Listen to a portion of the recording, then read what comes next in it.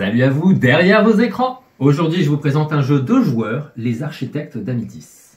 Alors, il y a le roi de Babylone qui veut construire la plus belle ville possible pour sa femme, Amitis. Et donc, vous allez devoir construire une ville. Vous allez devoir dessiner les plans. Vous êtes en compétition avec un autre architecte et celui qui arrivera à faire le plus beau plan récupérera la victoire. Alors, comment ça fonctionne? C'est très simple. On a ici des pions workers qu'on va poser sur une pile qui nous permettent de récupérer un bâtiment. Alors bon là, je me suis trompé de couleur, on s'en fiche. La personne qui récupère la tuile peut ensuite la placer immédiatement sur son plateau. Alors sans restriction, on peut placer au-dessus d'une tuile où on veut, peu importe. Le bâtiment en soi rapporte des points.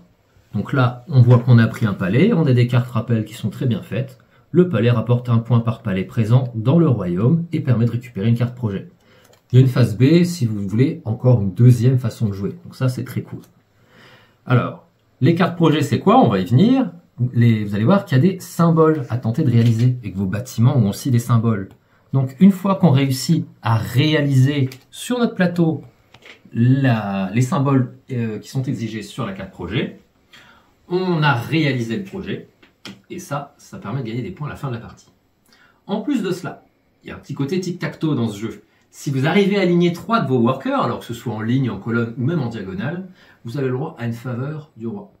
Donc vous avez le droit de prendre un de vos petits jetons joueurs, vous les mettez là où vous voulez une faveur, alors c'est bien expliqué, il y a aussi un petit rappel sur gagner tout simplement des points ou gagner des points selon certaines conditions. C'est une autre manière de gagner des points à la fin de la partie. Une fois que vous avez joué et que 2 piles de bâtiments s'avèrent être vides, c'est la fin de partie.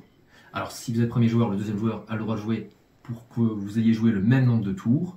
On va donc voir le nombre de points que vous avez réalisé pour le placement de vos bâtiments. On va voir le nombre de points que vous avez réalisé avec vos cartes projet. On va enfin voir le nombre de points que vous avez réalisé avec les faveurs du roi.